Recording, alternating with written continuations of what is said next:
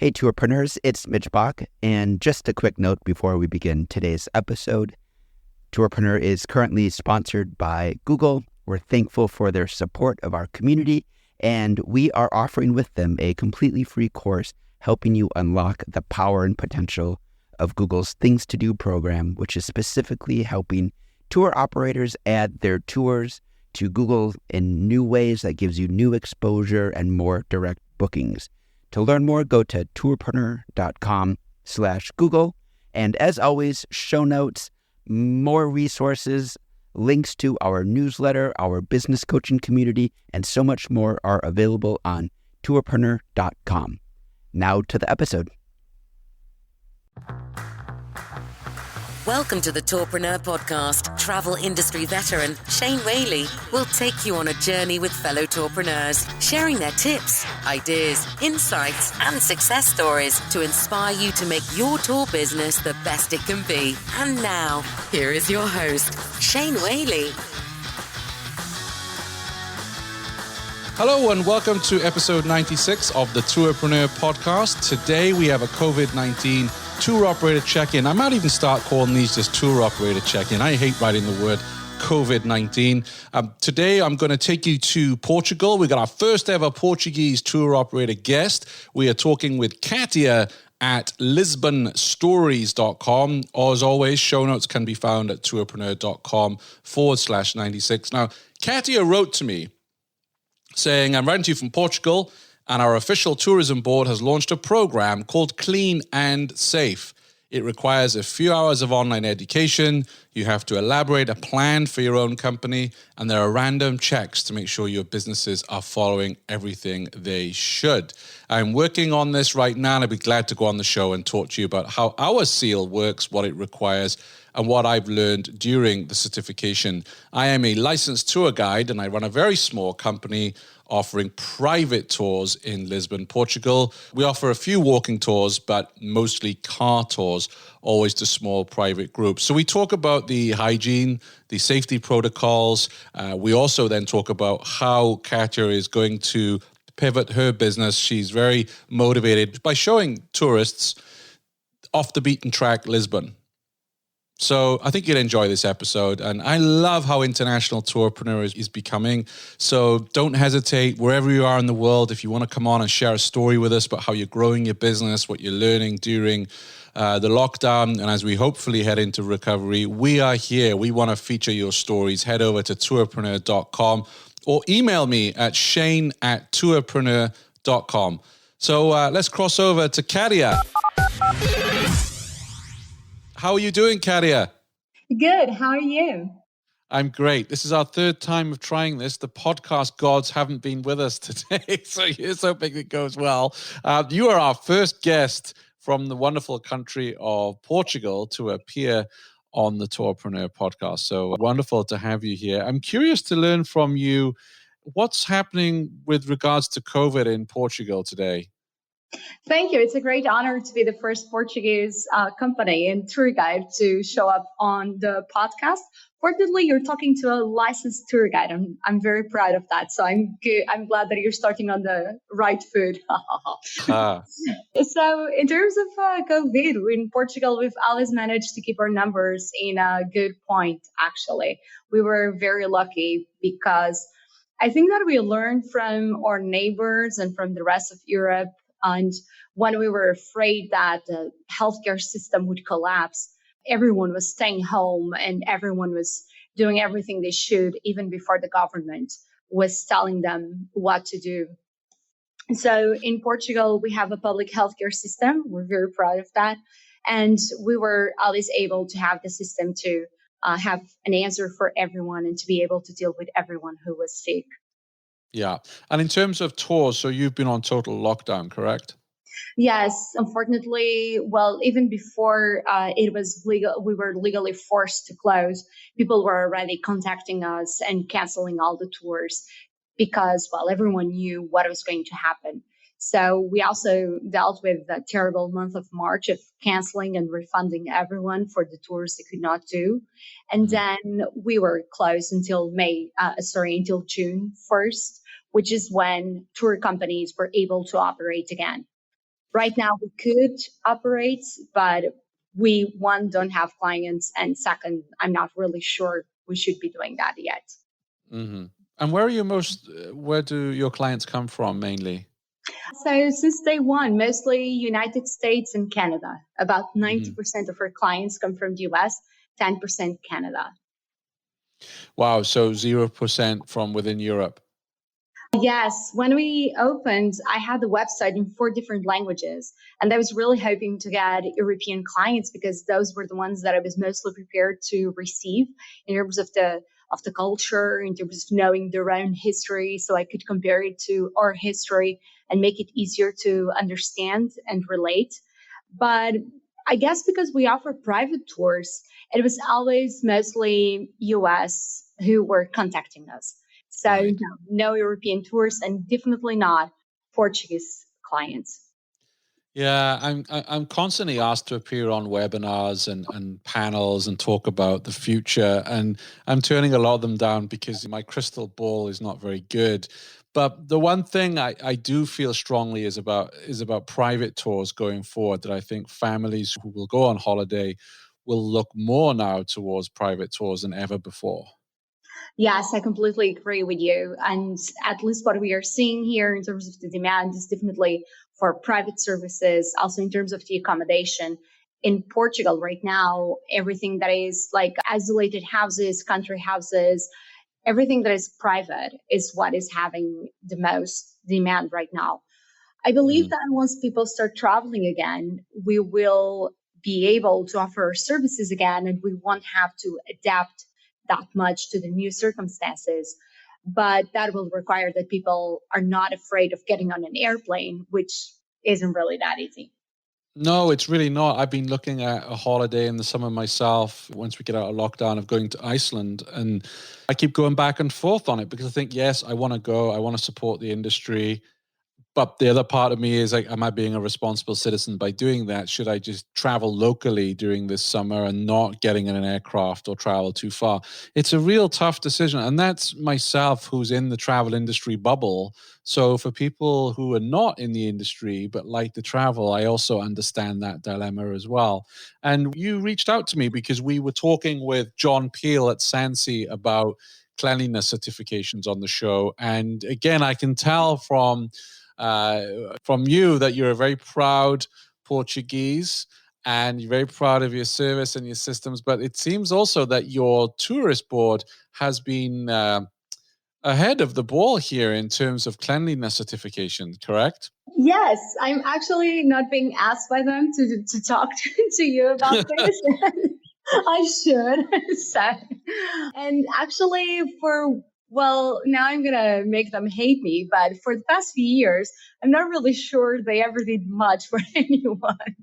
But right now, I'm actually really proud because not only they created this new seal that I'll definitely tell you about, but they also created a lot of online education, free live online education that anyone can register and attend.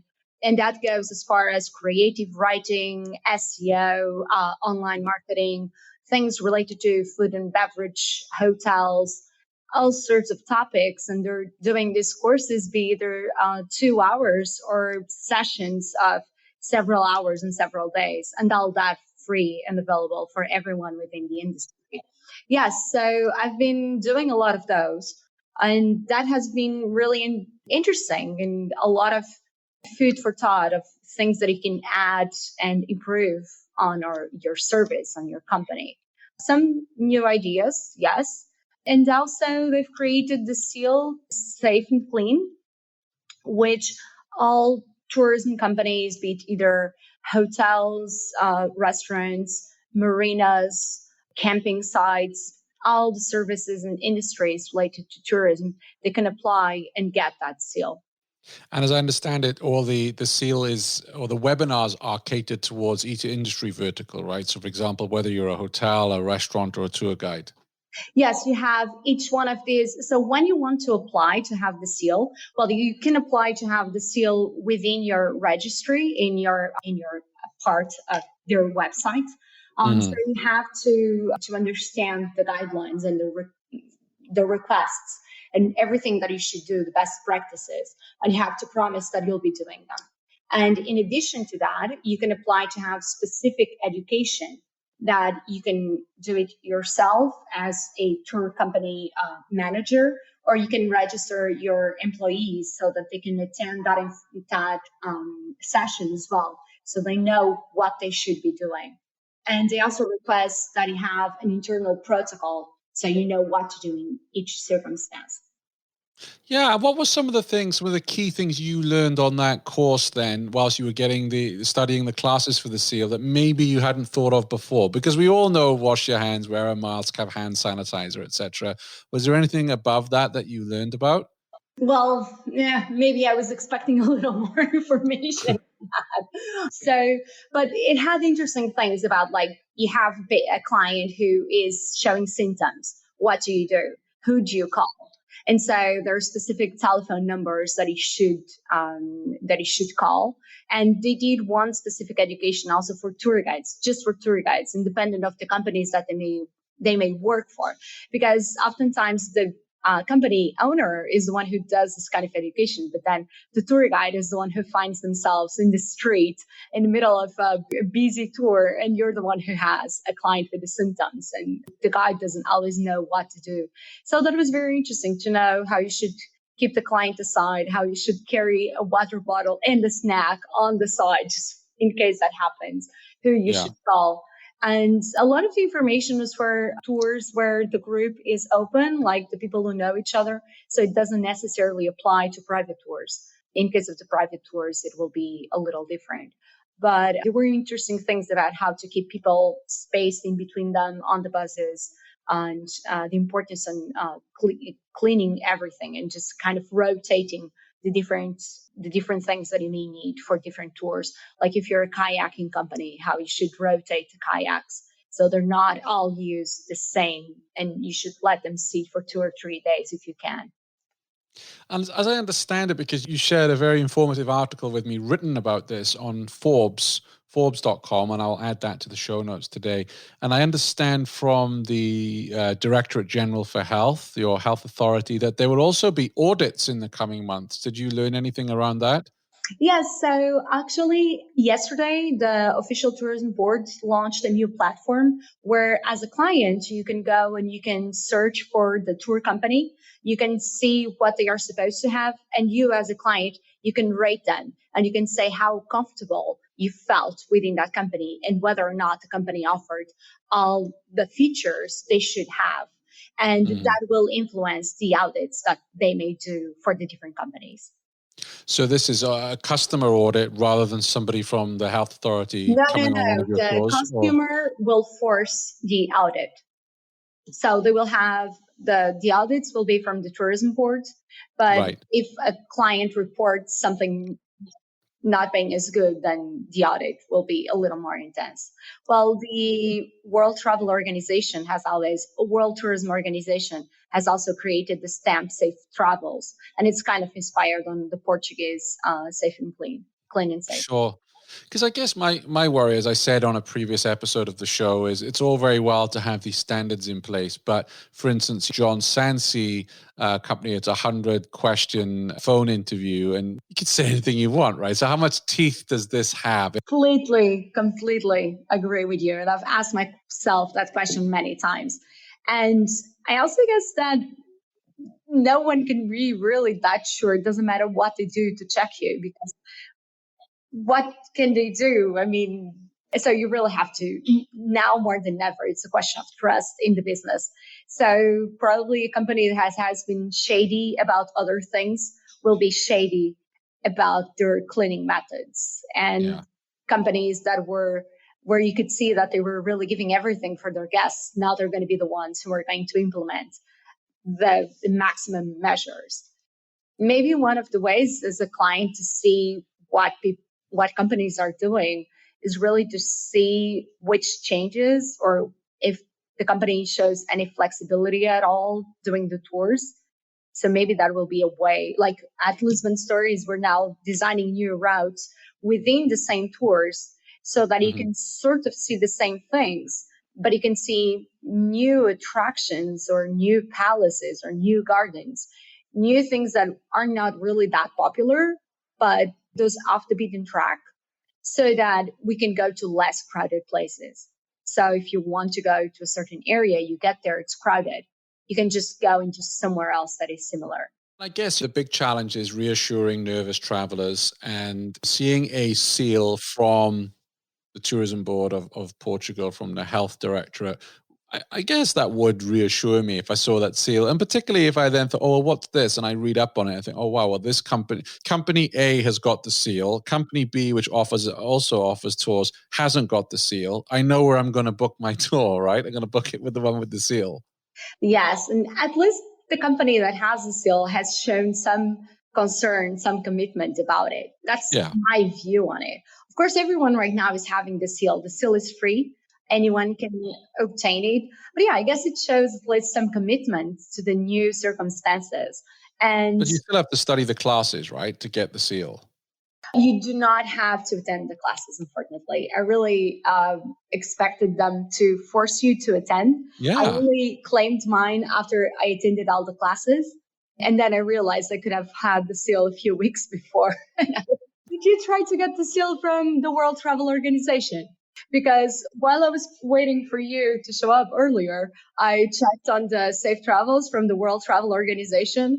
You just put your data, like your name, your company name, your website, your email, and you click on the form that says, I promise, I consent, I will be doing this and that and that. And immediately my Google folder opened with the Safe Travel seal in it. Oh. So do you know like how you click on a website saying that you consent to the cookies? That was pretty much the same thing. That's terrible. That's awful. I'm sorry. I should be bringing some trust and confidence into these new seals, and I'm just doing the opposite. No, because we're talking amongst ourselves as tour operators. We want to reassure nervous travelers, right? That's how we'll get out of this. And if all it takes is CNN or the BBC or someone to expose that, and then people are just not going to, they have an opportunity. I know it's hard to audit because, John was saying to me, if he was to send someone to a business to audit them, the price would be sky high because you have to pay people experts, not just... In the case of the tourism board, I believe that they're going to audit big companies with an office. But let's talk about myself. I don't have an office. So are they coming to my place to make sure that I'm cleaning my van the right way? It's pretty hard for them to audit, for sure. Yeah, I decided that I was going to add a new chapter into my website. And I was going to explain clients exactly what I'm planned and I want to do after and before each tour so that I can give them some safety. But that's what I decided to do. And I realized exactly because those seals, they don't bring that much trust. So I guess that we have to tell people what we want to do so we get their trust. Yeah. One of the best videos I saw a while ago was The Ride, which is a bus tour sightseeing company in New York City, and they had this video of one of their buses being deep cleaned, and it wasn't like a big Hollywood production video. I think someone shot it on an iPhone and they fast forwarded the video so it was very fast. But things like that I think are very reassuring. Or talking about, hey, before you even get in the car or the bus or whatever it may be, it's deep cleaned afterwards. We have this disinfectant on the tour, we offer hand sanitizer. I think that carries a lot more weight. And when you're looking at reassurance, then, I mean, even when I caught like a public bus just before this hit, I saw the driver wiping everything down with Clorox, which is a disinfectant wipe. And I felt, a little reassured. It's pretty interesting. Just yesterday, I received an email from a bus company that I work with here in Portugal. And they sent me that same kind of video, just showing how they're cleaning their buses. It's pretty interesting. And that indeed, I mean, at least the fact that they apply for seals or they show how to clean the buses, that increases our trust in them. At least they show some commitment right now. Yeah, I think so. And I think that is very important. And again, as I said earlier on, none of us have this crystal ball, so we don't know how this is going to look. But I think there are resilient travelers out there that will just bring all the sanitizers themselves and their masks and whatnot. But I think there are also going to be a lot of nervous travelers thinking, oh, do I really want to get in a car or in a bus? I'm happy on a walking tour because I'm not touching anything and I'm can distance myself, but when you're in close quarters in a vehicle, I think that's where the reassurance needs to come in. For sure. So one of the things that we have to have as a tour company here in Portugal, we have to have face masks for everyone. And Right. we have to have hand sanitizing for everyone. And I decided that one of the things in the car will definitely be to force everyone to use hand sanitizing whenever they get back into the car. Yeah. For sure, to make sure. And I will not allow anyone to ride on the front seat with me, which is something that I actually really enjoyed doing before. I mean, I always enjoyed having people sitting by my side, make things rather more casual rather than a formal chauffeur sitting in the front.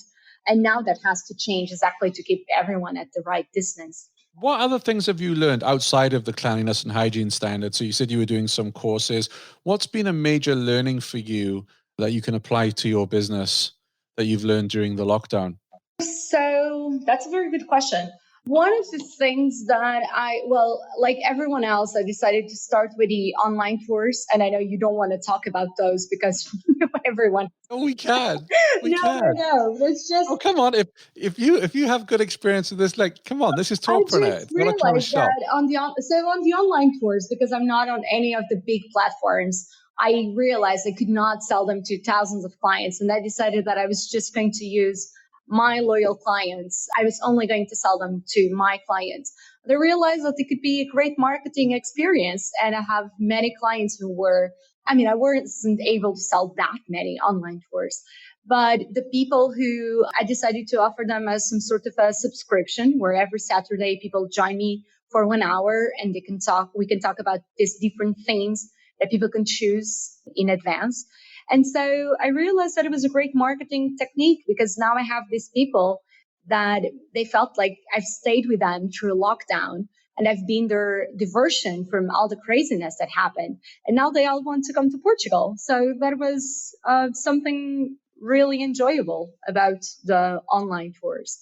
But I think you went into it with the right mindset, though, that this is branding exercise. This is a form of marketing rather than, hey, I can make some money here. Hey, I charge for them, but not much. And actually, in one of the food tours that I offered, I decided that all the proceeds would go into a food bank in Lisbon because, I just thought that it would be my little something to do because we're all talking about food as something exquisite and extravagant. And there are people who are having trouble feeding themselves. So I thought I should do it. And it was really great, fun project it has been great also for myself to focus on the business. And so maybe I learned about how to rewrite things and more than ever to force myself and my clients to go off the beaten path. Because in Portugal, all the clients come wanting to go and see the same 2 or 3 things. And I've been trying to take them off the main tourist sites for a while, and I wasn't really very successful before. So I'm kind of hoping that when tourism restarts for real next year, that people will be willing to go into those new unexplored places.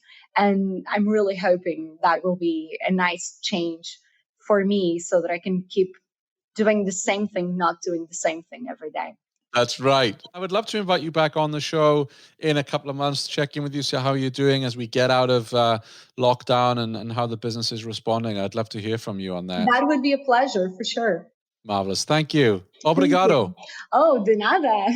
Bye. Thanks for listening to the Tourpreneur podcast. Be sure to visit tourpreneur.com to join the conversation and access the show notes, including links to the resources mentioned on today's episode. This is Tourpreneur.